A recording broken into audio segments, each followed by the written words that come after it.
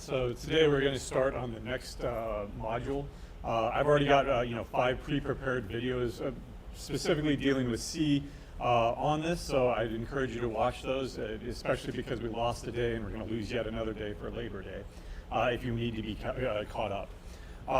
Normally, as we've talked before, programs have a linear control flow. In other words, you read them top to bottom, left to right, just like in English. But you can do things to interrupt that normal flow of control. And one of those things is going to be decisions, right? Complex decisions.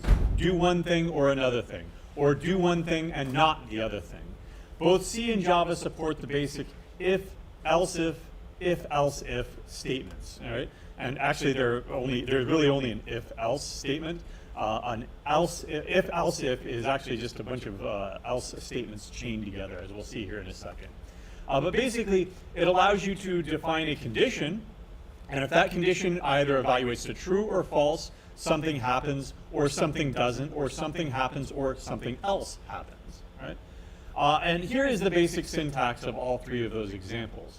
Now, this is not real C or Java code here, because this is a fill-in later condition that we'll get to in a second here. But the syntax is the same in both languages. You have an if statement, and then in parentheses you put your statement, your conditional that either evaluates to true or false. If that condition evaluates to true, then everything inside this code block will execute, but only if it evaluates to true. If it evaluates to false, the entire thing is skipped over, and then normal linear control flow happens after that. Likewise, if you've got an if-else block here, then you have, again, a condition, and if it evaluates to true, then block A is executed. If it evaluates to false, then the else block is executed. Finally, you can string as many of these together as you want, right? If condition A, then block A. If condition B, then block B. If condition C, then block C. Else condition, or no other condition, then block D. It is always optional to put an else statement here. In fact, that's what an if statement is. It's just an if-else statement with an empty else statement. Don't write empty else statements, though, explicitly. Write them like this. Right? Another thing that I would draw your attention to is if you've got this chain of conditions, we've got something called mutual exclusivity. In other words, exactly one block will execute, and only one block will execute. If block B executes, then the other 3 blocks do not execute at all, right? Because the first one that gets satisfied, if block A is, or condition A is satisfied, in other words, it's true, then block A is executed. The rest of them are just skipped. Okay. So let's jump right into immediately an example here. Who won last night? Right. So we've got a Husker score and a Minnesota score. We're going to read those in as command line arguments. All right. All right. Fine. Then who are you playing next? Connecticut or something? Oh, really? Are we? Deion Sanders? All right. We better win that one. We need to put him in his place. Right? Anyway, now let's go ahead and go with something that we know here. All right. So who won? Well, let's go ahead and have an if-else if condition here. So under what condition would the Huskers have won? Huskers score. If the Husker score was strictly greater than, right? Not greater than or equal to. We'll get to that in a second here. But if the Husker score were strictly greater than the Minnesota score, then printf, Huskers win. All right, there we go. Yeah, if only. There's no if only statement in programming though, right? So there's another condition here though. What is the opposite condition of what actually happened? If the Minnesota score is greater than the Husker score, right, then unfortunately printf Minnesota won. Or Huskers win, Minnesota wins, whatever, however you want to do it, right? 5 years in a row. I went to the last one that we won against them many, many years ago in Memorial Stadium, and it was great. But they were not the powerhouse at the time that they are now, apparently. Right? Anyway, else. Is there another condition? Yeah, a tie, right? So, printf, we go to overtime because we do not allow ties in American sports, right? There are sports that the ties are allowed. For example, soccer is the primary one. Japanese baseball, I believe, at least several years ago. You could go extra innings, 3 extra innings, and if you're still tied afterwards, it was a tie. Even American baseball, you can do that if they don't want to finish the game for whatever reason, because who cares, right? That's not going to contribute to the postseason. Anyway, let's go ahead and go with GCC demo here and see the results. So if I go ahead and give these as command line arguments, so before the fourth quarter, what was the score? 7-3 or so, right? And so if it had stayed like that, what would have happened? The Huskers would have won, right? Did any of those other messages print? No. Why? Because of mutual exclusivity. Exactly one of these things is going to occur, and only one of these things. Right? Let's try it with the actual score here, which was 10, or no, 10-13. Right? Yeah, there we go. There, that's what actually happened. Right? If they had not thrown that interception, then it would have been tied at 10-10, and we would have gone to overtime. Oh well. I don't actually gamble with real money, but I do, of course, put it on the line. I write down what I would have done if I actually gambled, and I lost both of them, both on the over-under and on the spread. So disappointing both ways. Anyway, if, else if, and again, an else if statement is nothing mysterious. It's just if you just look at it from this perspective. Right? In fact, you could do this because it's just white space, and white space doesn't generally matter. Right? It's just another if statement that is tied to this else statement. Let me undo that, though, because that's bad styling. Note the styling, though. Right? I am not putting spaces around this. I am keeping the opening curly bracket on the same line as the if statement, likewise the else if and the else. Right? The closing curly bracket is aligned with the if, the I at the top, right? And I've indented every one of these blocks to the same level. Right? That's nice, good styling, consistent styling. Now, if you decided, okay, I only like 2 spaces instead, right? That's perfectly fine as long as you are consistent about it. There we go. That's fine too. Funniest one I've ever seen was someone literally pure out of it. So Yeah, definitely do not do anything weird like that. Right? Oh, by the way, at this point, I will remind you about a tool that I think I might have demonstrated before. But if you ever do find yourself, you copied and pasted it, and it didn't preserve all your white space or whatever, then you can use a tool at the command line called astyle, right? Demo.c. Right? Generally, you probably have to reopen it so that it reloads, and there we go. Everything is fixed. Everything's nice. Right?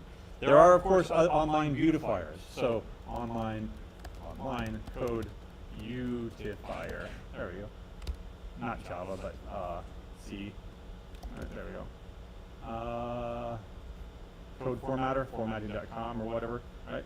You could go ahead and cut and paste, bring it over here, and use several different styles. Right?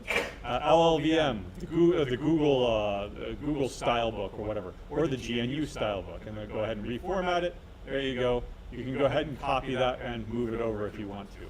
This is, I really hate the GNU styling. Do you see what it's done here? It's put all those blocks in there. Gross. You can instead, of course, use Google is probably more standard there. There we go. That's what I'm basically using, except that they're not using tabs or 4 spaces. They're just using 2 spaces. Make things a little bit more compact. Whatever you follow, fine, as long as you are consistent about it. All right? I like this. Okay. By the way, what would happen if I took this over into Java? There we go. So I can't use these, all right? These as command line arguments. Instead, what is it? Args sub 0 and args sub 1, right? Why? Because it starts at 0 instead of starting at 1. Because in C, 0 is the executable file name. And I can't convert these using A to I or A to F. Instead, what do I use? Integer.parse int. There we go. Args. There we go. So translate that, and we're good on that. And I don't have printf, instead I have system.out.printf. If I change all of those, it's exactly the same. All right, Minnesota 1, why? Because the command line arguments apparently that I'm giving it are whatever was in there before. Oh, 1 and 4, right? Let's go ahead and just go with 10 and 10. The tie condition there, run that, and we say that we go to overtime. All right? So there is an actual example in both languages. The syntax is exactly the same in both languages. Okay?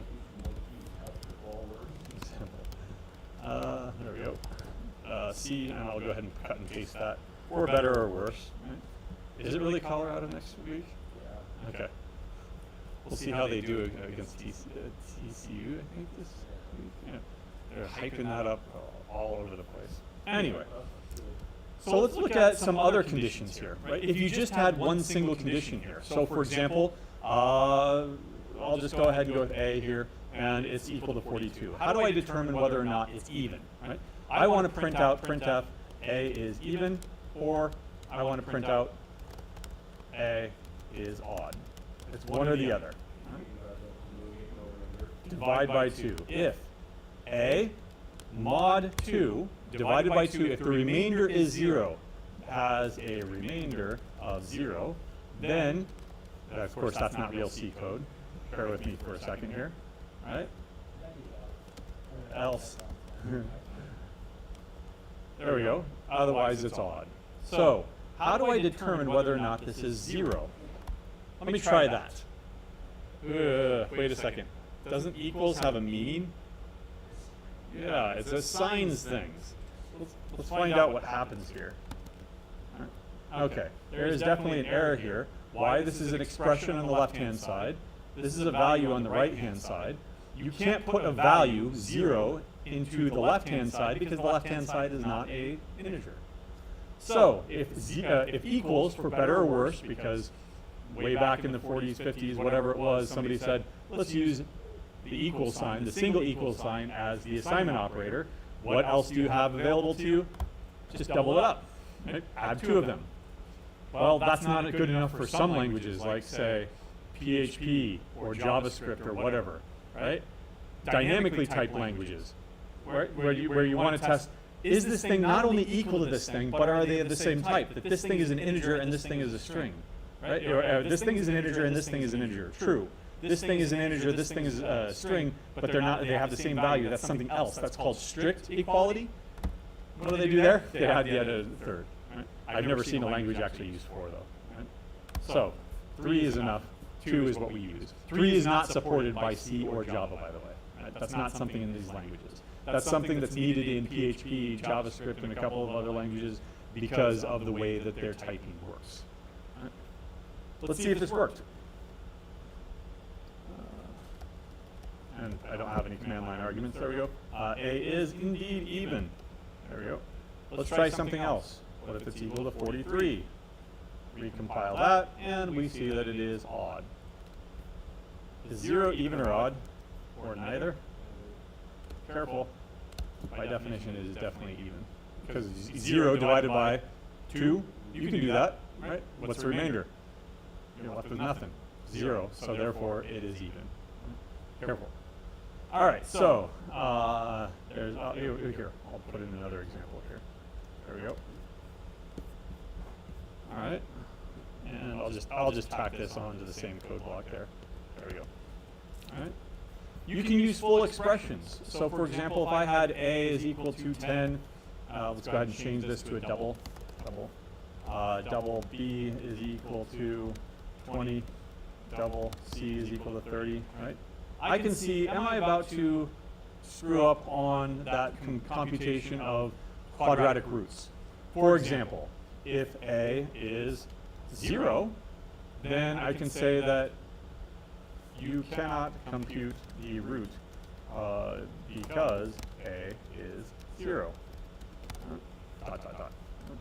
My big else down here will be of course, that yeah, you can compute roots. Double root 1, I'll just do 1 for now, is equal to, remember what it was? Negative B plus minus square root of B squared minus 4AC all over 2A. There we go.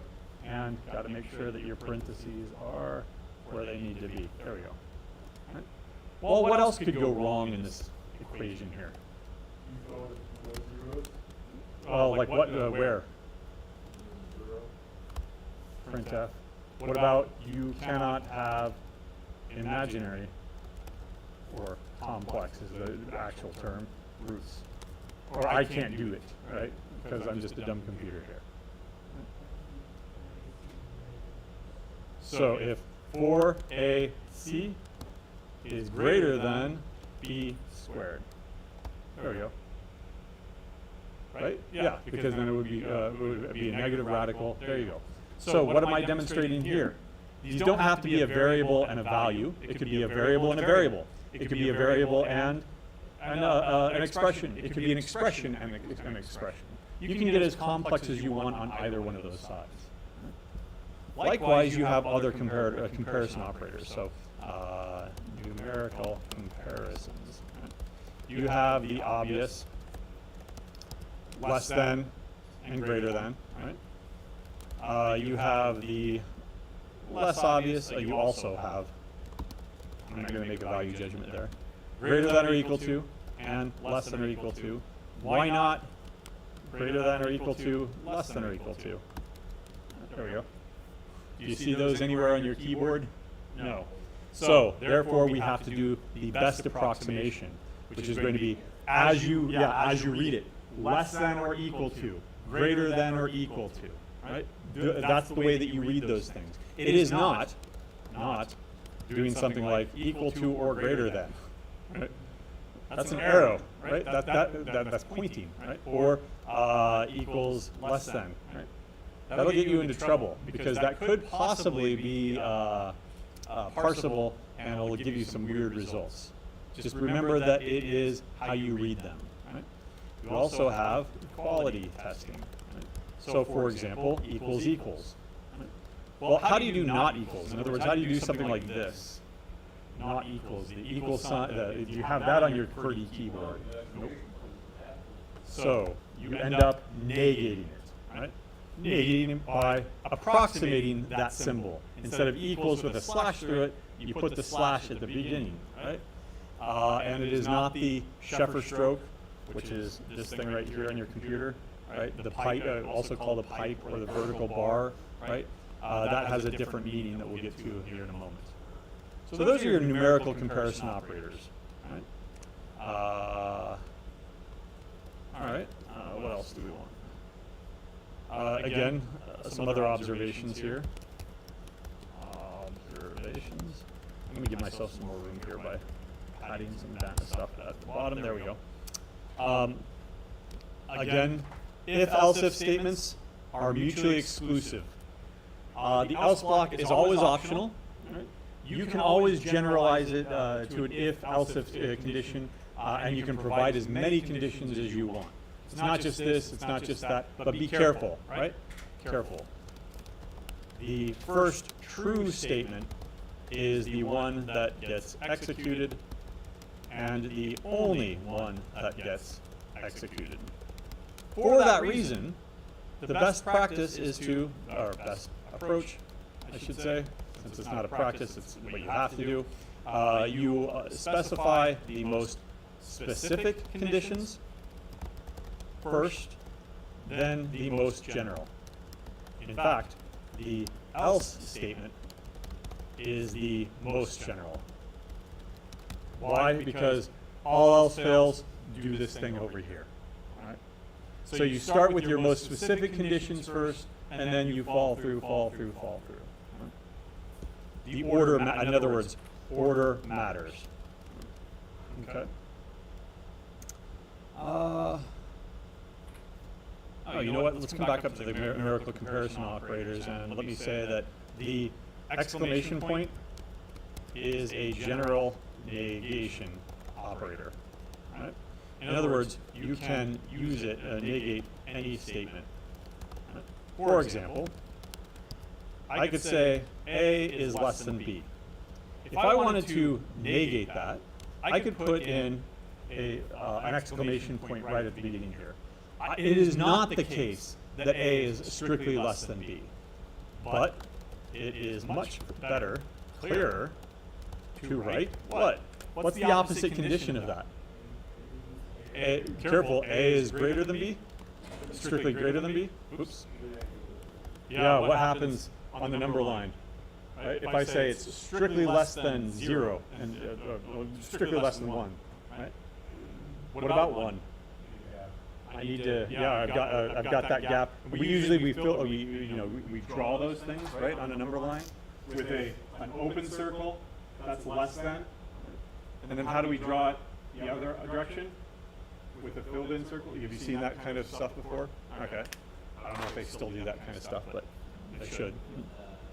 So it should be greater than or equal to. Good. Always, generally, keep it simple, stupid. Right?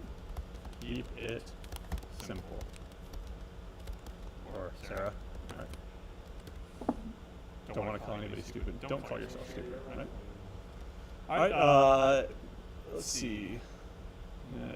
Yep. So another observation here. I'm going to put it down over here in observations, though, since it's another thing to be careful. In neither language can you use numerical comparison operators for strings. Only numbers. Language. All right.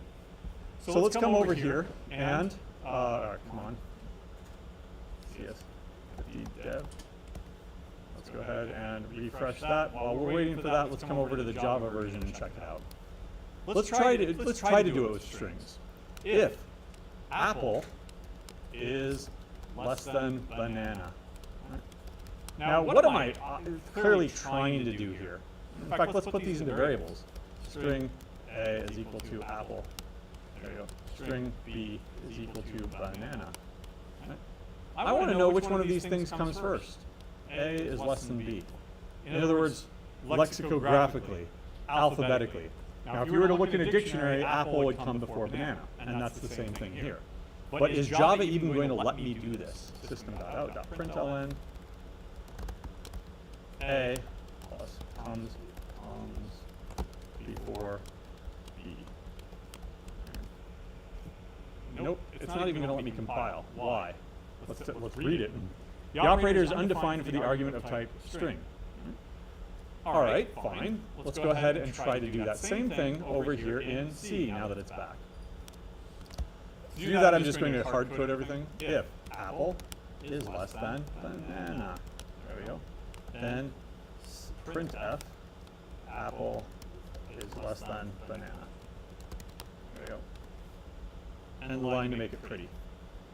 GCC, or I don't think I reloaded, so I'm going to have to do this again. GCC. GCC demo. There we go. Apple indeed does come before banana. It might give you pause to say, wait, maybe this works. Right? Let me go ahead and reverse these though. Apple, banana, apple. Right. There we go. And I'm probably going to get the same result. In other words, it's always going to tell me whatever you type first is going to come first. Right? What this is actually doing is it's comparing memory addresses. And because I specified the string banana first, it gets stored somewhere in memory. Well, then, since I put apple next, it gets stored somewhere else in memory. Memory addresses have numbers. This is memory address 12345. This is memory address 123456. Obviously, this one comes first, but the content is completely irrelevant. You can put whatever you want in this. I can mash my keyboard, whatever, right? And it would still come out with, the same result. There we go. Why? Because it's only comparing memory addresses.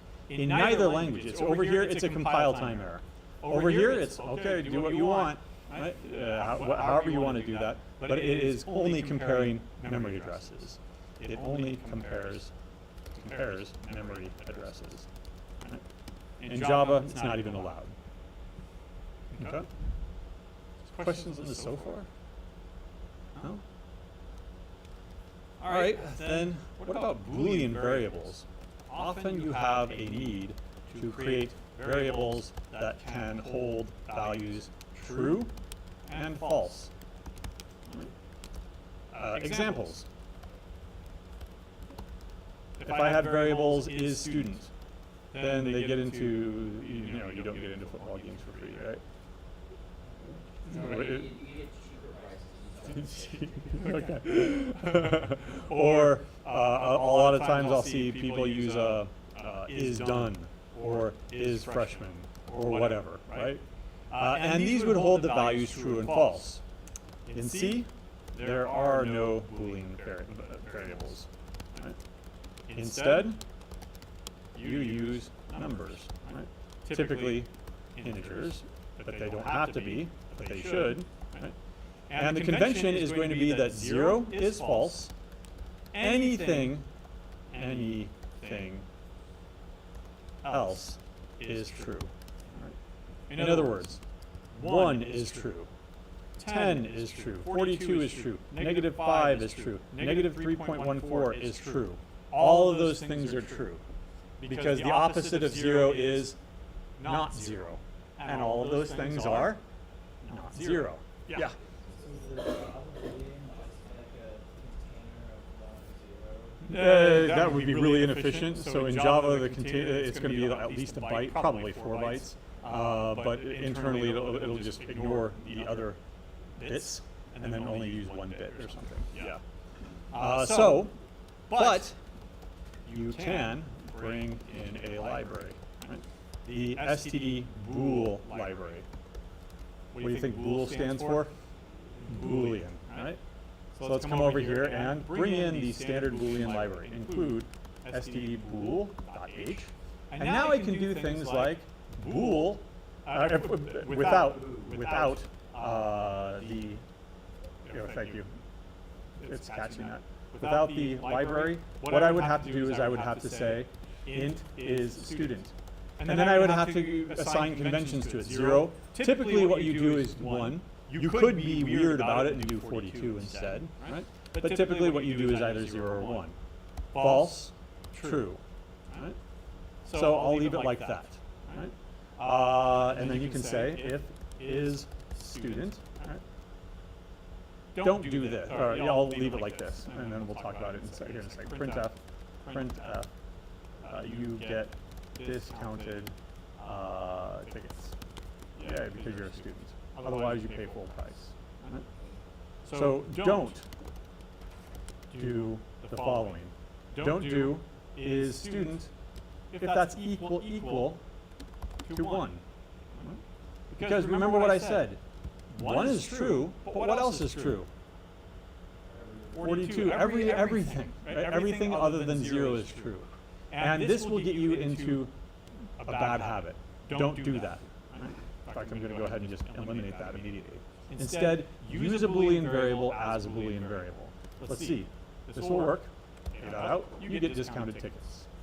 Now, what about using the library? With the library, you use bool is freshman. Right? And you can set it equal to true or false. Let me see what those look like. What I'm doing is I'm holding down the command key here, and then this becomes a hyperlink that I can open up that library. Right? Oh, what is true?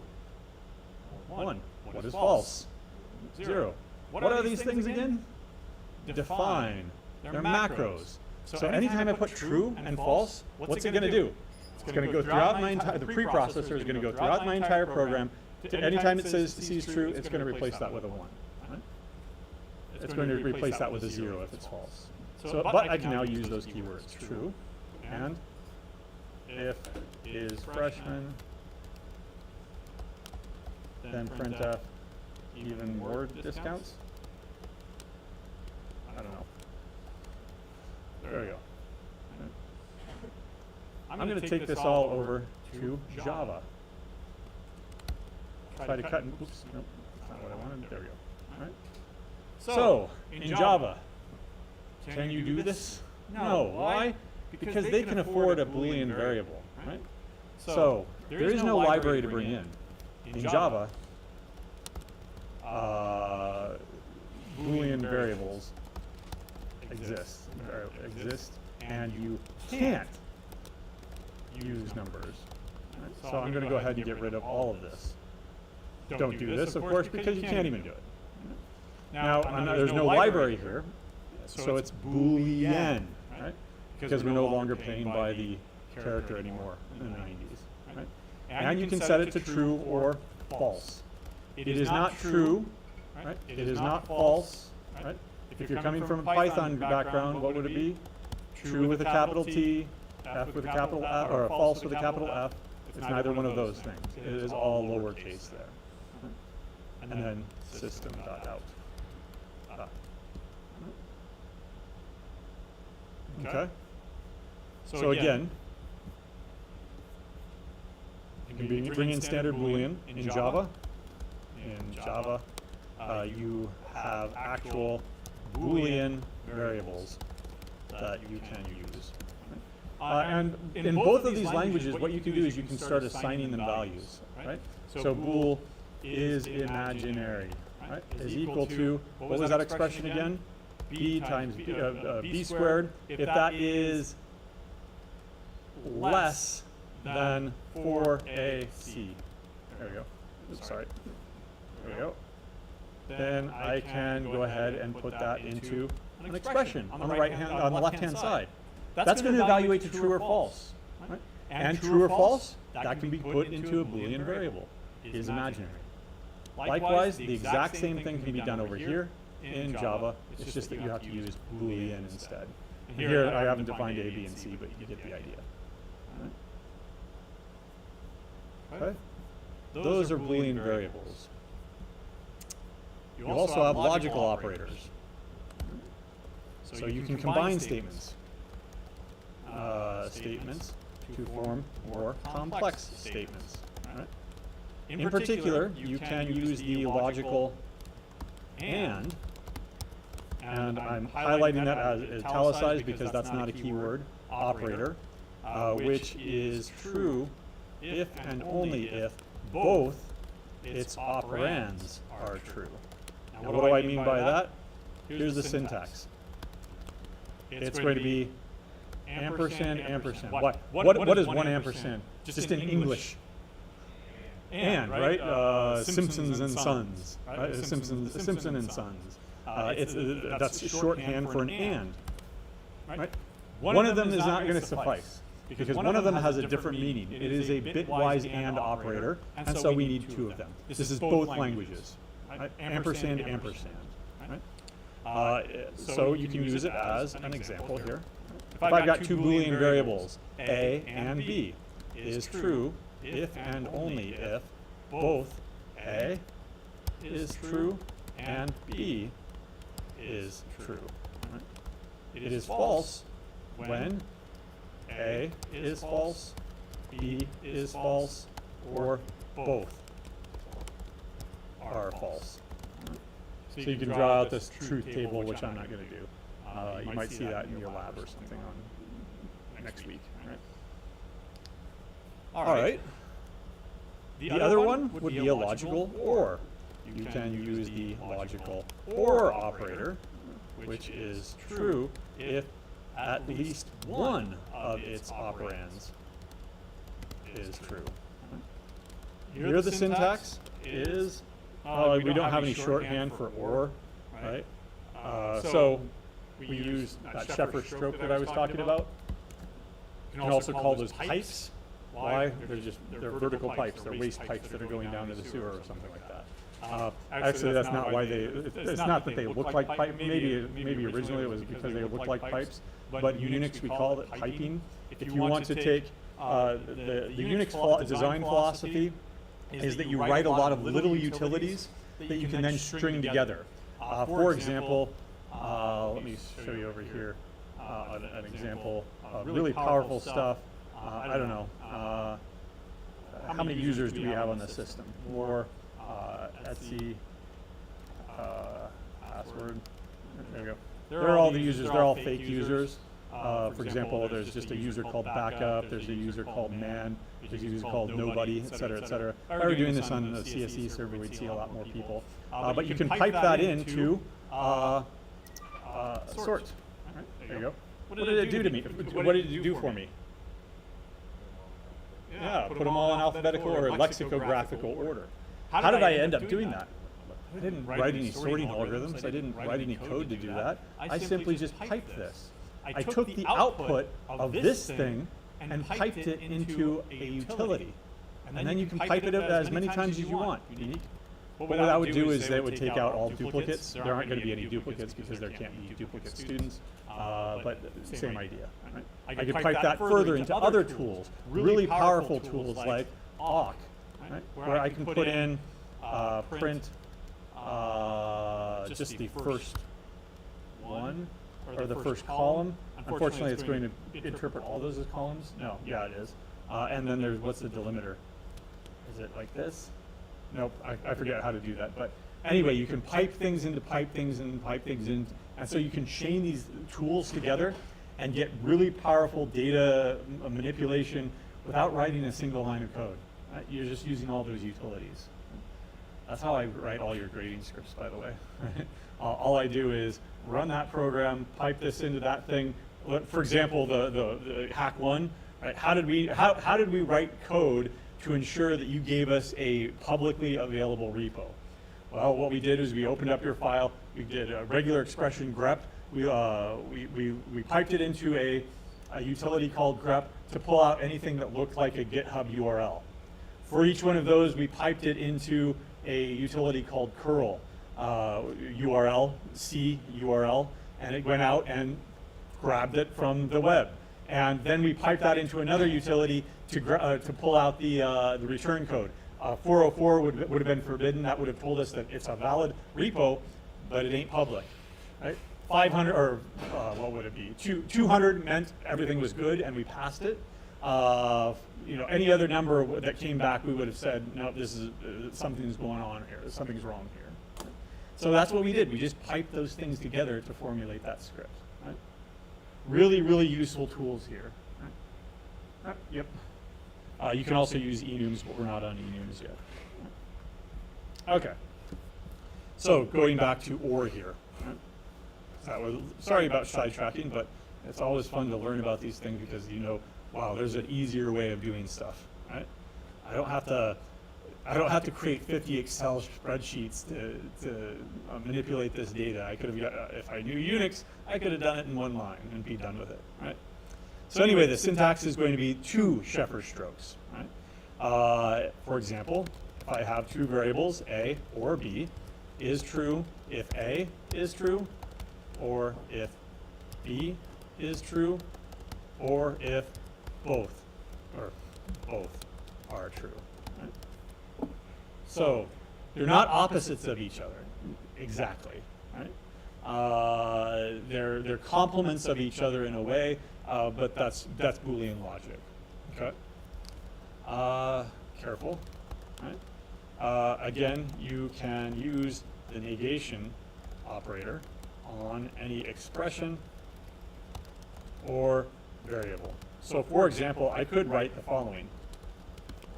I could write, it is not the case that A and B are true. Right? Was that natural? Did that flow off my tongue very easily? It is not the case that A and B. Not really. It can be rewritten as, this is called De Morgan's law, not A or not B. Now, whether or not that's more natural, whether or not that's more readable, maybe arguable, I don't know. But you can do that. Right? In other words, negations on an and become ors, negation on ors become and. But it's not exactly the same because the negation also applies to these both variables, A and B. Right? Let's look at a more concrete example. For example, if I wanted something like it is not the case that they are a student and they are a freshman. Try to parse that out. They are a student and they are a freshman, but not. So they must not be a student or they must not be a freshman. They can be a student, but not, I don't know. Let's go ahead and use De Morgan's law on that to transform it. Or I can write, they are not a student, or they are not a freshman. Or, sorry, is freshman. Now that's a little bit easier, in my mind at least, to parse, because only one of those conditions has to be true. So I take somebody that's not a student at all. Okay, they're not a student. Do I have to look at the second part at all? No. I know that that's true. Okay, they are a student. Okay, now that's the first one is now false because they are a student. Now I have to look at the second one. Are they a freshman? No, they're a senior. Oh, okay, well then that's true. Everybody in here, most everybody in here is going to be freshman status. So you would fall short on being true for this expression. But you can rewrite it, and maybe it's a little bit more readable, therefore more maintainable.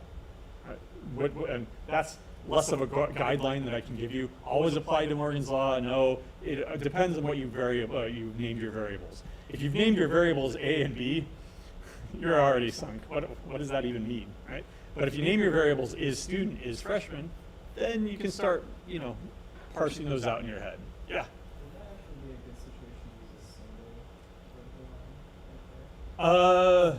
To be a freshman, you have to be a student first. I would rework the logic entirely in that case. I would not rely on the single pipe because that's a bitwise OR.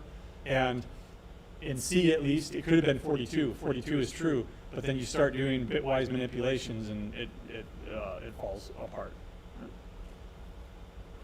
Okay. All right. In fact, there are a lot of pitfalls. Oh, here's a question online. Morgan's laws stay under the set theory or Boolean algebra? I don't know. I forget. There's a De Morgan's law for set theory and for logic, so both. It's just one is for a set and one is not. Okay. In our last 10 minutes, I don't know. Let me jump to, something like this. Let's do an exercise really quick. There we go. Write a program that reads a decibel level from the user. We'll just go ahead and put it into a variable. And gives the user a description of the sound level. So 0 through 60 decibel. The decibels is a measure of volume, loudness in the atmosphere, right? So of course, if you're out in space, there's no such thing as a decibel because sound can't travel. 61 to 70 is conversational. 71 to 110 is loud. 111 to 194 is dangerous. And what happens when it's negative? There's no such thing as negative decibels. What about 195 and above? Literally, the decibel level gets to, it's a compression wave in the air. So if you've got a bomb, a compression wave will kill you because the decibels are technically so high. Right? What happens in that case? I don't know. Were we told in this handout? No. So in software engineering, in fact, in engineering, if there's something that is not specified, it ain't your problem, right? You can go ahead and roll the dice. You can be kind about it and say, and that's what we're going to do. We're going to print out, this is undefined or this is an error or something like that. Or in software engineering, what you generally do is you do what's called elicitation. So you go back to the stakeholders that wrote this prompt and say, what happens when it's not 195 above? Right? You elicit them for additional requirements because they didn't do their job. Right? They didn't fully specify what should happen in every single case, and we need to know that. In any case, let's go ahead and get started on this at least. I'm going to make sure that you've got this in the notes before I delete it. There we go. All right. So, first of all, I need a variable. Should it be integer? Decibel? Decibel? Decibel. All right, so we'll just say 42 for now. I don't know much about audio engineering, but can you have, are decibels only whole numbers? I don't know. Are they? Maybe we want to support fractional values. Am I going to be able to do that with an integer? Nope. So I would probably go back and ask, are you ever going to have cause to enter 42.5 as an input? Rarely given, okay, but it is possible, I'm sure. Right. Okay, so let's take with our first condition there, right, that it is going to be quiet, 0 through 60. So if decibel is less than 60 and decibel is greater than or equal to 0, printf.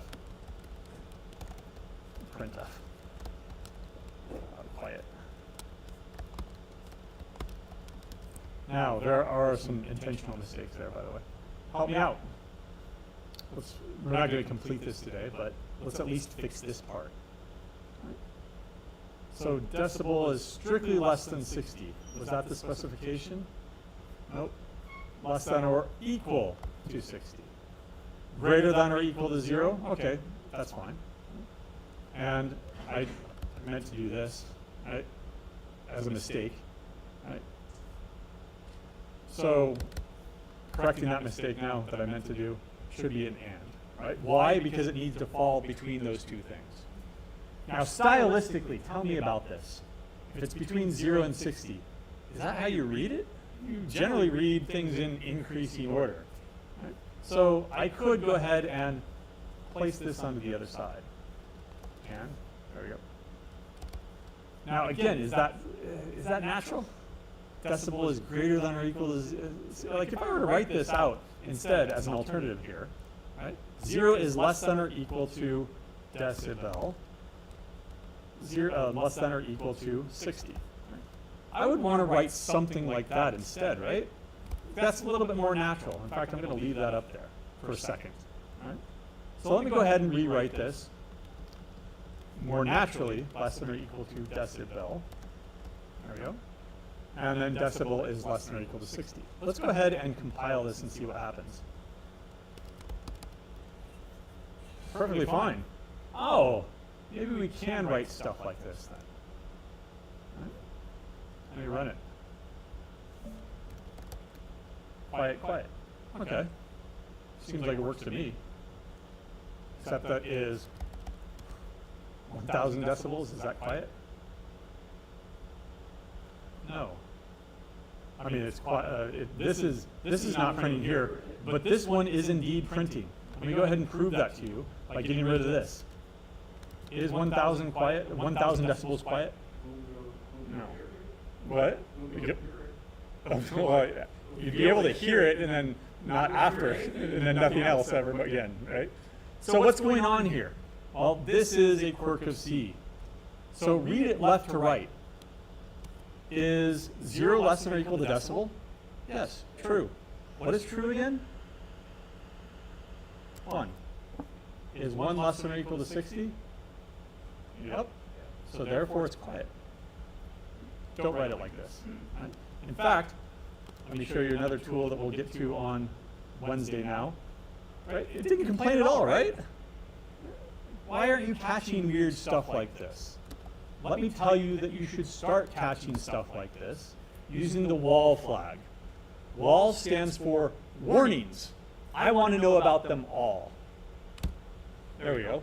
All right, fine. You want to know about this? Well, that doesn't have what the meaning that you think it has. Right? In fact, that's the actual warning. Comparisons like this do not have their mathematical meaning, right? Because of what I just showed you. So when you start compiling, you're probably going to want to start getting in the habit of using the wall flag so that it highlights every single warning. The grader will do this. We built it in so that it will always run the wall flag. It'll compile it once to see if it even just compiles. And if it doesn't compile, it fails. It'll compile it again to see that it compiles, and then it'll check, are there any warnings? You need to take care of those, because if you don't take care of them, that's probably what's called lint. Right? Lint is not dirt. Lint, like if you've got lint on your clothes, that's because your clothes are clean, right? But it is stuff that should be taken off, right? And de-linted. We call that linting, linters. Yeah.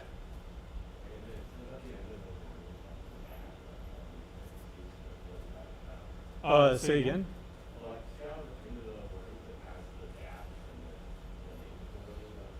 Oh, I can shut that off or turn it on specifically. Like W all is turn all of them on. If you want to be more specific, then you can use those flags, W bool compare, and it'll turn it. But I've turned them all on anyway. And then the opposite of that would be no bool compare, and now it will suppress that warning. right? So I wouldn't even get into the habit of that.